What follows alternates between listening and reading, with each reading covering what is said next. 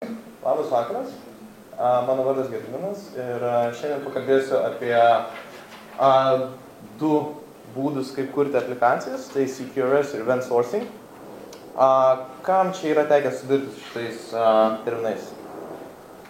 Gerai, kas naudoja šitos konceptus production? Būna. Taigi, šiek tiek apie save gal. Dirbu tokia įmonė pavadinimu Fong. Mes padedam kompanijom susidaryti gerą darbdavio įvaizdį.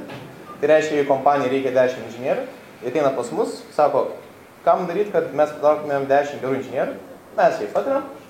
Ir tuo pačiu statom produktus aplink šitą dalyką. Pavyzdžiui, mūsų didžiausias projektas yra Candidate.com.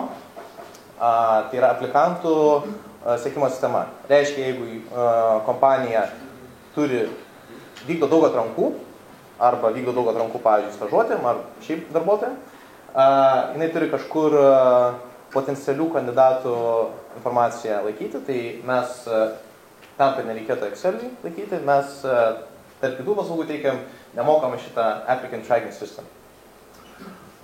Šiaip gyvenu Nyderlanduose, Amsterdame, o dirbu Rotterdame. Gerai, tai kas yra tas CQRS? Pradėsime nuo pirmo koncepto. CQRS yra akronimas Command Query Responsibility Segregation. Jeigu nedaug ką sako, tai tikėkit. Martinas Fowleris apibūdino CQRS taip, kad tai yra, this is a notion that you can use a different model to update information than the model you use to read the information. Raktinis žodis čia yra model, prie to dar grįžim. Iš kur kilo tas CQRS? CQRS ir Event Sourcingą buvo toks terminas CQS, kuris buvo 70 metais sukurtas. Ir tada šitas vyrukas, Gregas Youngas, jisai paėmė, pridėjo R raidę ir padarė CQRS. Kažkur padarė tai 2000-2010 metais tame laikotarpį. Tarp kitko, jisai amerikietis, tačiau gyvena Lietuvoje ir organizuoja Build Stuff LT konferenciją. Jeigu kam teko vykti ją, labai tikrai kieta konferencija, rekomenduoju.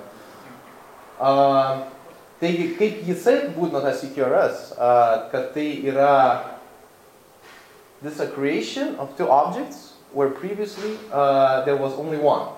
The separation occurs based upon whether the methods are a command or a query.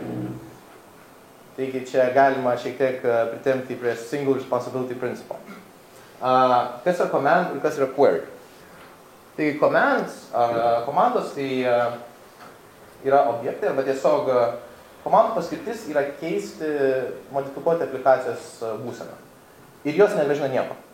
Tai reiškia, jeigu jūs turit, tai reiškia, tai nėra kažkokia funkcija, kuri jums pakeis objektą ir grąžins tą naują objektą. Ne, jos turi void. O queries tai yra konceptas, kuris nieko nekeičia, tai reiškia, jis nemodifikuoja atsakymų, bet jisai tik grąžina tą atsakymą. Tai komandos yra įsakymai jūsų aplikacijai, query yra klausimai. Kaip jie atrodo dabar dauguma aplikacijų, bent jau prie kurių man teko dirbti? Yra kažkoks UIs, user interface'as, tada vartotojas padaro pokytį, tai yra nusiunčiama prezentacijos servisui, dažniausiai būna kontroleris, jeigu pagal MVC struktūrizuoja savo aplikaciją. Tada yra siunčiama į modelį, ten atliekama validacija, kažkokios tai verslo logikos taisyklės. Šitas modelis tada siunčia atnaujinimus į duombazę, perskaito tos atnaujinimus, grąžina prezentacijos servisui kontroleriui ir į UI. Taip yra dauguma šiuo metu, bent jau prie aplikacijų, su kuriuo man teko dirbti, kuriamus. Jeigu turim galvoje CQRS, tai aplikacijos tą turi tokią skirimą. Tai tas pats UI'us, vartotojas padaro kažkokį pakeitimą. Šitas pakeitimas yra siunčiamas į write model, į jūsų tą rašymo modelį, kuris atsakinės tik už rašymą. Rašymo modelis įrašo į duombazę, tada Skaitimo modelis perskaito, siunčia atgal į prezentacijos sluoksnį ir atgal į UI. Tai yra ganėtinai paprastas konceptas ir jeigu į kodą pažiūrėtume, tai gali tai atrodyti taip. Turite vietoj vieno didelio serviso user service, sakykime, turite kažkokį servisą, kuris manipuliuoja jūsų managina ir valdo jūsų vartotojų sistemus. Tai vietoj vieno serviso turite du. User write service, kuris gali atrodyti taip. Kaip matot, visur grąžinami yra voidai. Ir gali būti skaitimo servisas, kur grąžina, bet nieko nemodifikuoja. Naivi implementacija, bet daug įmanoma sudaryti ją. Ką galima šito pasiekti? Tai yra labai, kaip minėjau, tai yra labai paprastas konceptas, tačiau tai leidžia, atidaro duris ganėtinai įdomiem architektūriniam sprendimam. Pavyzdžiui, grįžkim prie Martino Fowlerio citatos. At its heart, CQRS is the notion that you can use a different model to update information than the model you use to read information. Modelis. Modelis nebūtinai turi būti objektas, klasė, kas yra dažniausiai NVC propaguojama. Ne, modelis gali būti kita aplikacija pagal režimą. Taigi, pavyzdžiui, mano rašymo modelis yra toks. Vartotojas registruojasi, aš jį užregistruoju ir priskiriu jam kažkokios rolės. Kaip matot, tam reikia lentelių atskirų ir panašiai. Na, nebūtinai, bet sakykime, jeigu jūsų duomenų struktūra yra tokia, tai taip jau reikia. Dabar mano skaitimo modelis gali būti Mongo Donbasai, pavyzdžiui, ir gali turėti denormalizuotą duomenų struktūrą, ką aš to atveju išlošiu. Man nereikia daryti joinų, nes, pavyzdžiui, MySQL lentose gali būti, kad rolių apibūdinimai yra dar kitoje lento. Ir tai paprastas pavyzdys, bet įsivaizduojat, jeigu tikriausiai tekia dirbti su dėliom sistemom, iki ko joinai gali privesti. Taip. Keletas CQRS-o galimybių yra tai, kad galima optimizuoti skaitimo ir rašymo pusės atskirai. Pavyzdžiui, daugumoje aplikacijų skaitimai tūkstančiais kartų viršija rašymus. Tiesiog.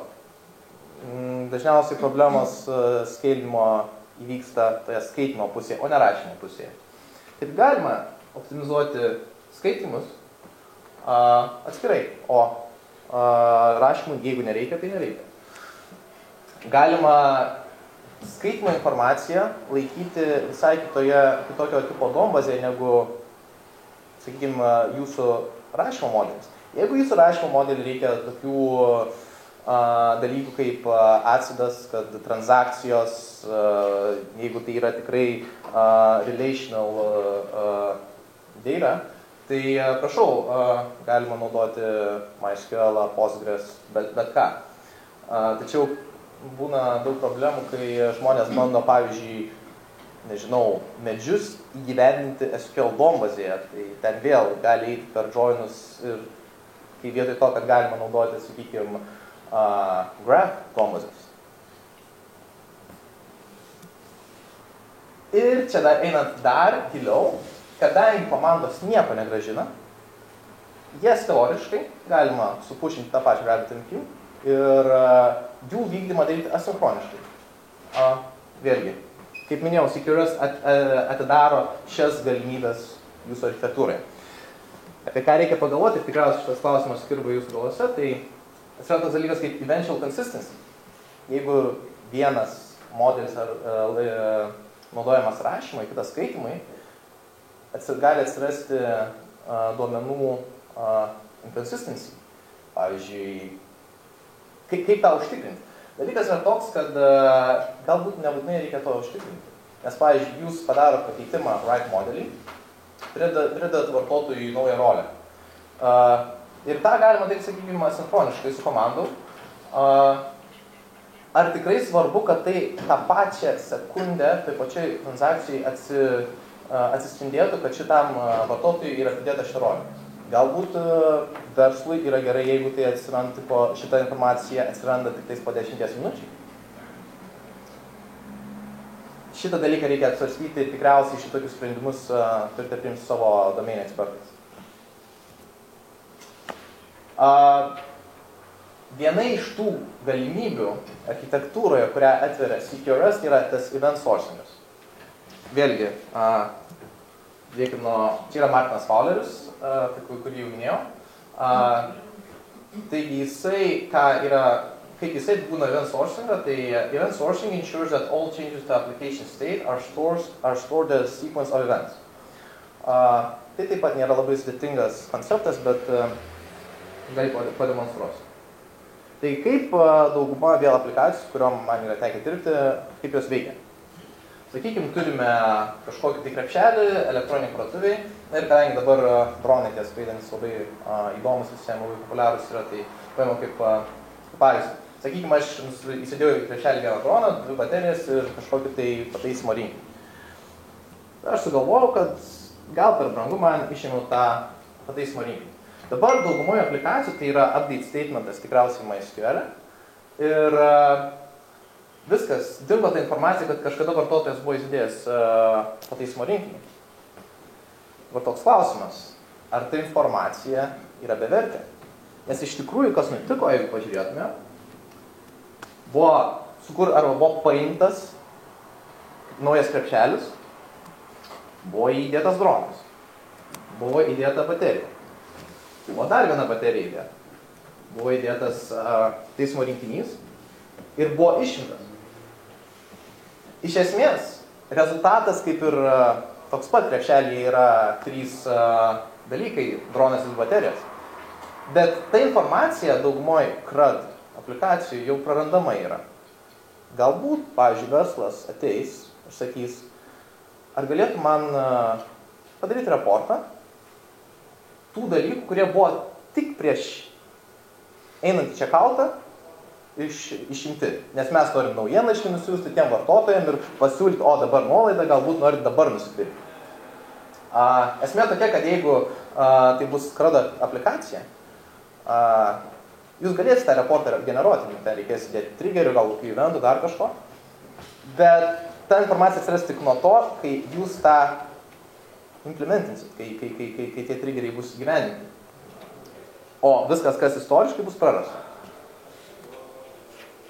Taigi, vėl pažiūrėkim į porą kodo pavyzdžių. Sakykime, tas pats krepšelis, kaip jisai būtų modeliuojamas event sourcingo būdu. Tai yra tik tais rašymo modelis. Tai čia turime jo konstruktorių, pickup. Ir matot, jisai, ką jis padaro, jisai deleguoja heavy liftingą į apply basket picked up event handlerį. Tai jisai tiesiog sukuria new basket picked up, čia yra eventas, ir deleguoja šitam metodui, kuris tiesiog į atmintį įsirašo, aha, štai tokį turi eventą ir priskiria ID. Dabar, pavyzdžiui, jeigu norime dėti ir išimti daiktus į krepšelį, iš krepšelio, tai vėl turime add item, kuris vėl deleguoja šitam metodui. Mes dar prieisim, kodėl reikia deleguoti metodą kitoj skaidriai. Vėl jisai supušina į eventų steką, kad šitas eventas atsitiko ir prideda šitą naują daiktą į jūsų krepšelį. Tas pats analogiškai su išėmimu. Tai dabar klausimas, kaip galima tada šitą jos state'ą pasiimti, šitus eventus, ir kaip vėl reikėtų sukonstruoti atgal šitą būtent state'ą iš tų turimų eventų. Vėl ta pati klasė turi release events metodą, kuris tiesiog grąžina visus įvykusius įvykius, nunulina dabartinį įvykių masyvą, nes nereikia mums, kad jeigu paskui prisidės naujų įvykių, kad nereikėtų mums dipų daryti, toks patogumo metodas. Ir jisai vėl turi kitą konstruktorių, kuris sugeba sukonstruoti lygiai tą patį objektą su tokia pačia būsena iš jam duotų įvykių masyvo. Ką jisai daro, šitiek PHP magijos, tai tiesiog paima klasės pavadinimą iš evento ir kviečia metodą apply su šito klasės pavadinimu šitoj klasėje. Viskas paprasta. Kaip tada, jeigu čia yra rašymo modelis, tada kaip mums gauti informaciją, nes čia geterių negalim dėti, nes tai yra tik rašymo modelis. Tam mes naudojam projekcijas, projections. Tai projektoriai sukuria projekcijas, o projektorius tai yra tik kažkas, kas klausosi tų pačių eventų. Tai aišku, tą reikia suregistruoti jūsų galbūt karkase ar kažkur, kad šitas būtent klausosi eventų. Ir paprastai, pavyzdžiui, šito skaitymo modelis gali būti MySQL duombazėje laikomas. Paprasčiausiai pasiima eventą, jisai gauna eventą, jisai rašo į MySQL lentą, rašo normalizuotą duomenų struktūrą. Matot kitoje lentelėje. Galima daryti, nebūtinai, kad, pavyzdžiui, aš turiu krepšelį, tai man reikia ir rašymo, ir skaitimo modelių, ir viskas. Ne, galima turėti daug skaitimo modelių. Teoriškai galima turėti kiekvienam jūsų user interface langui po atskirą skaitimo modelį. Tai pavyzdžiui, jeigu jūs turite produktą kažkokį, ne, jūsų e-shop'e, jūs galite padaryti, kai yra visas sąrašas produktų, galite padaryti skaitimo modelius sąrašui ir ten laikyti tik tą informaciją, kurios reikia sąrašui, ir galite padaryti atskirą skaitimo modelį tam pačiam details puslapį, kur matot ir aprašymą, išvestinį ir daugiau paveiksliukų. Pavyzdžiui, norim sužinoti, kiek baterijų buvo pirkta. Galim bet kokią naudoti duomenų storą, pavyzdžiui, failus. Aišku, šito geriau nedaryti, bet kaip pavyzdys. Galite į Reddit dėti, galite į Mongo, galite Neo4j, kur tik vaizduoti neša. O kaip patį rašymo modelį mes persistinam, nes mums reikės pasiimti paskui vis tiek, nes mes norėsim jo būseną modifikuoti. Mes tiesiog kažkur laikysim šitos eventus. Nes mums daugiau nieko nereikia, kad mes galėtumėm atkurti šitą modelį. Mums reikia tik eventų. Tai, pavyzdžiui, eventai gali atrodyti taip. Turi kažkokį tai aggregate ID, tai to objekto, kurį mes norim atkurti unikalų identifikacinį kodą kažkokį, čia yra UUID paprastas, tipą, kada šitas eventas yra įvykęs ir payloadas į to evento duomenis. Tai pirmu atveju basket picked up, jisai neturėjo šitas eventas jokių duomenų, gal tam turėjo ID, nepamenu. Kitas turėjo, kad item added, tai paprasčiausiai tai buvo įrašytas krepšelio ID ir to būtent daikto ID. Tai taip galėtų atrodyti pačio įvykio klasė, basket picked up. Tarp kitko pastebėkit, kad įvykio klasės pavadinimas yra būtuoju laiku, nes tai įvykis, tai įvyko praeityje. Taigi galima tiesiog padaryti paprasčiausiai toArray funkciją, kuri bus kviečiama, kai norėsim šitą kažkur dėti į duombazę kažkokiu būdu, nežinau, į MySQL, į Mongo, kur nori. Ir tada, jeigu norėsim vėl tą sukonstruoti iš naujo, from array, pasiimam iš duombazės duomenis ir grąžinam šitą patį eventą. O paskui pasiimam, jeigu norim visą krepšelį susikonstruoti, pasiimam visus įvykius, kurie nutiko ir tiesiog ten buvo tas metodas reconstitute from events. Taip viskas vyksta. Daugam tikriausiai kilo klausimų, tai jeigu, sakykime, turiu 1000 tų įvykių, ar ne? Ir kiekvieną kartą, kai man reikia rašyti kažką, kai man keisti reikia būseną, aš turiu reiškia pasiimti visus 1000 įvykių, praleisti per šitą klasę, kad jis sukonstruotų savo būseną. Tai gali užtrukti, tai gali būti bottleneckas. 1000 gerai, sakykime, milijonas, jeigu yra įvykių. Visų pirma, dažniausiai labai retai, kada būna objektas su labai didelė istorija. Tai gali būti, nežinau, net nesugalvoju iš tikrųjų pavyzdžio. Dažniausiai tai bus 20, galbūt 10 įvykių ir viskas paskui jisai nuguls kažkur nebenaudojamas bus. Tas pats krepšelis, jisai čekautins, viskas neveikia.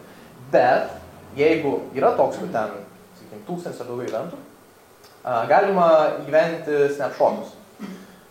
Taigi, kažkelintą įvykį mes paimam, padarom šitos būsenos snapshotą, vėl suserializinam, galim dėti į kokią dombasą, kokią tik norim. Tada skaitytojas ateis ir jis sakys, įvykį numeris 5, ar tu esi snapshotas, ne? Nu, tai tada gerai skipinam. Įvykį snapshotė, ar tu esi snapshotas? Jis taip, gerai, pasiimu ir tada reikės tais 5 suaplaintina. Taip galim kas 5, kas 10, kas 1000 įvykių, mes galim snapshotus daryti ir tada, išsprendė tos rekonstitutinimo problemos. Aišku, tai yra ganėtinai sudėtingas dalykas tai gyveninti, tai jeigu tikrai yra poreikis, tai tą daryti rekomenduočiau. Kiek pliusai šitokio būdo yra? Jų yra nemažai iš tikrųjų. Turite Ultimate auditologą, nes jūsų auditologas tai ir yra jūsų objektų būsena. Jeigu jūsų šitas event streamas yra kažkaip corrupted, viskas, tada, turėsit bugą kažkur sistemoje ar dar kažką. O tokia atveju, jūs turit visiškai step by step, ką vartotojas darė. Ką tai reiškia? Vėlgi galima nueiti pas user experience ekspertus savo ir jam duoti šitą. Ir jie sakys, super, mes dabar galim matyti, kur galim savo checkout procesą patobulinti. Galit keliauti laiku. Netiesiogiai, bet vis tiek. Sakykime, gaunant kažkokį labai keistą bugą ir negalit reproducinti patys. Pasiimat šito vartotojo, kuris šitą reportino event streamą, susistatot ir galit rasti tai. Vėliai tada jums reproducins pati sistema, jums nereikės nieko bandyti, spėti. Reportingas. Vėlgi, tada, sakykime, jūs turite, kai naudojatės event sourcingu, jūs turit visą istoriją visų objektų nuo sistemos gyvavimo pradžios. Paleidžiat sistemą, po metų ateina kažkoks tai verslo žmogus ir sako, man duok tokį reportą. Kaip minėjau, jeigu tai bus CRUD aplikacija, kuri išbraukia praeitį, kuri išbraukia istoriją, jūs galėsite reportą geriausiu atveju nuo rytojus tai jam duoti, nes tų duomenų tiesiog nėra. Su event sourcingu jūs galite paimti tiesiog, perleisti per tą event streamą jūsų projektorius, jie padarys naujas projekcijas ir iš ten tada galite SQL jam duoti CSV ką tik nori. Taip pat tai leidžia modeliuoti arčiau kai kurių probleminių sričių. Pavyzdžiui, event sourcingu šiaip naudojasi labai daug labai senų verslų. Pavyzdžiui, gydytojai. Kai jūs atėjom pas gydytoją, jisai neišmeta jūsų ligos istorijos, jis neįrašo, kad nuo įrašo atėjo toks ir toks, ne. Jisai irgi appendina naują įvykį. Atėjo toks ir toks ir to prirašiau. Buhalteriai. Tai irgi yra, viskas vyksta eventais. Tas pats bankas, pavyzdžiui, tikriausiai būtų nesaugu, jeigu jūsų banko likutis būtų tiesiog kažkokiam stulpelį MySQL vienas skaičius. Ir tada jūs paskambintumėte į banką, sakytumėt, mano sąskaita turi būti 200 eurų, jie sakytų, ne, pas jūs yra 100. Ir viskas. All hail the mighty column. Bankas laiko duomenis jūsų transakcijų sąrašą, kaip transakcijų sąrašą. Taip, kad jie turi sąrašą, kada buvo kredituota, kada debituota ir pagal tai yra skaičiuojama jūsų likutis. Taigi, jeigu jūsų probleminė sritis, tą kurią bandant spręsti, yra būtent panaši, event sourcingas leidžia daug arčiau iš tos probleminės srities modeliuoti savo kodą. Visi read modeliai yra išmetami, tai yra cache'as realiai.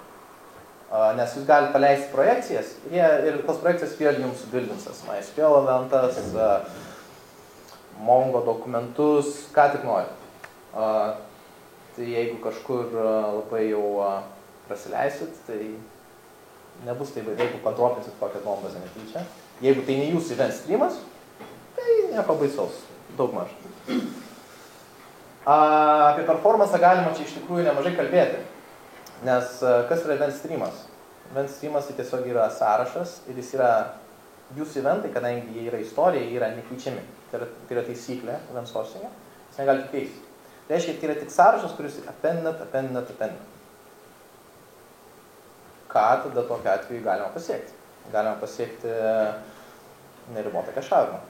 Pavyzdžiui, jeigu aš norėčiau kažkokio tai eventą pagal kažkokią ID atskleisti per HTTP API, aš jo kešą tiesiog padaryčiau max, nes jisai nesikeis. Kitas dalykas yra rašymas. Nors tai nėra taip galbūt svarbu, nes rašymų nėra tiek daugumoje sistemų. Nebent tai su finansais susiję, bet kitas dalykas. SSD diskų rašymo yra du greičiai. Yra vienas sequential ir kitas yra random. Kadangi tai yra jūsų event streamas, yra sequential, yra daug greičiau už random.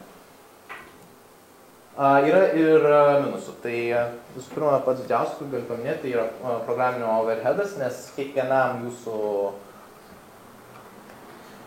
pakeitimui sistemos reikės komandos, reikės evento tikriausiai. Reikės kažkokio projektorius. Jeigu naują modelį pristatysit, reikės read modelį bent vieną. Taip, kad klasių atsiranda, klasių skaičius daugėja. Nors ID turint, tai nelabai didelė problema. Eventual consistency, vėl tas pats, kas su QRS, jau minėjau, nes jūsų read modeliai nėra momentinis atspindys to, ką jūs turite savo write modelį. Tačiau write modelis vis tiek gali daryti validacijos taisyklės, nes jisai yra single point of truth. Jisai turi tą būseną, tą tikrai. Tai tiek, norėjau paminėti, iš kur šitą prezentaciją gavo įkvėpimo, tai iš Grego Youngo, aišku, iš Martino Paulerio. Matijas Veras yra labai įdomus žmogus, jisai labai daug PHP daro, jisai turi savo blogą. Rekomenduoju visus, aišku, šitos žmonės pafollownti Twitterį. Ir Matthew Moke. Iš tikrųjų, nemaža dalis prezentacijos yra šiek tiek nukopijuota nuo jo prezentacijos, kurią jisai darė apie PHP. Bet tikrai labai įdomus žmonės siūlo followinti ir dalinti žiniom. Ir šaltiniai, tai labai daug, nemaža dalis šitos prezentacijos yra nuo pirmo video nukopijuota, tai jeigu žiūrėsit, pats Gregas Youngas pristatinė šitą, tai rasit daug dalykų, kuriuos aš sakiau panašiai. Taip pat mes darbės sukūrėm frameworką, būtent dirbti su Secure Event Sourcingu, nes mes tai naudojam. Mes turim jį išintą į GitHub'ą, atviro kodą jisai yra, tai yra Pro2 vadinasi. Jisai PHP frameworkas, aišku, dirba su Symfoniu, palengvina šiek tiek kūrimą šitokių sistemų. Gerai, tai tiek, klausimai.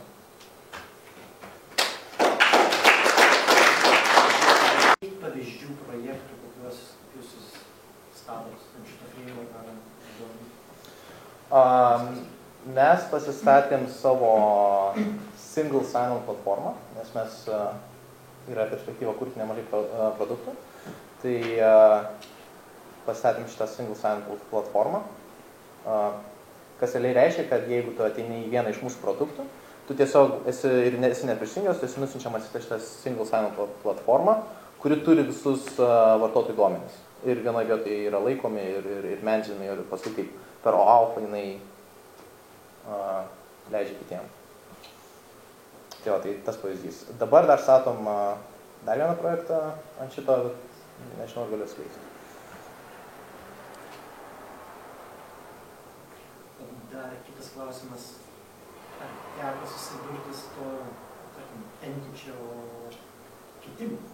Nes tu tada turėtum palaikyti kažkokį backward compatibility, kad atstatyti tą dabartinę būseną, palaikyti senesnėje jo formą entičio ir naujesnę. Kiek tai reiktų kodą keisti? Pats entities, tai man atrodo, kad nėra problemų. Problema atsiranda, kai eventų pačių keičiasi struktūra. Tokiu atveju galima išspręsti keliais būdais. Galima palaikyti ir seno tipo, ir naujo tipo eventus savo tame modelį, bet labai daug metodų sudaro, nes reikia duplikuoti kai kurios. Arba galima infrastruktūros lygyje šitą išspręsti, tai šito dar nėra šitam framework'e Pro2, yra pull requestas padarytas. Šitas ir dalykas įgyvendintas tokiam Axon framework'e, kuris yra Japai parašytas, tai vadinasi upcastingas. Tai reiškia, kad kiekvieną kartą pasiimant iš duombazės eventus yra paleidžiamas kažkoks upcasteris, kuris pasižiūri į tavo evento, tai tavo pačio parašytas kodas, kažkas panašaus į duombazės migraciją. Tiek, kad jisai kiekvieną kartą pasiemus eventą iš duombazės yra taikomas, pasižiūri į tavo laukus ir tada tu pats gali padaryti, kad būtų nauja duomenų forma. Ja. Tokiu atveju tai taipogi rekomenduojama yra naudoti encodinti eventus JSON, o ne, pavyzdžiui, PHP serialize funkciją, nes jeigu ten pakeis ką nors, tai tada labai daug kas grius. Čia galėtum serialize. Taip. O neišspręstų snapshotai? Kaip sako? Neišspręstų šitos problemos snapshotai? Kažkurio būdu išspręstų, teisingai, bet jeigu, sakykime, vis tiek eventai yra pagrindinis tas tiesos sakytojas. Ir po snapshotą vis tiek kažkiek yra eventų atsiranda. Tai jeigu šitoj vietoj kažkoks inconsistency atsirastų, tai būtų problema. Ne, tai virš senų eventų kažkokią tai migration snapshotą padarai. Naujom duomenėm ir toliau rimtai naujus. Iki tos snapshotą negalėtum Ir be to, jeigu, sakykime, vėl čia ateina su to gyvavimu ilgų sistemos, jeigu būtų requestas padaryti, kad kažkokį naują reportą, kurio iki šiol nebuvo, ne, tai vėl reikėtų taikytis prie tų senų eventų struktūros. Tai upcastingas yra šiuo metu tokia kaip ir būdas spręsti. Event listeneris, kuris tiesiog pamodifikuoja kažkokį zoną. Viskas? Okay.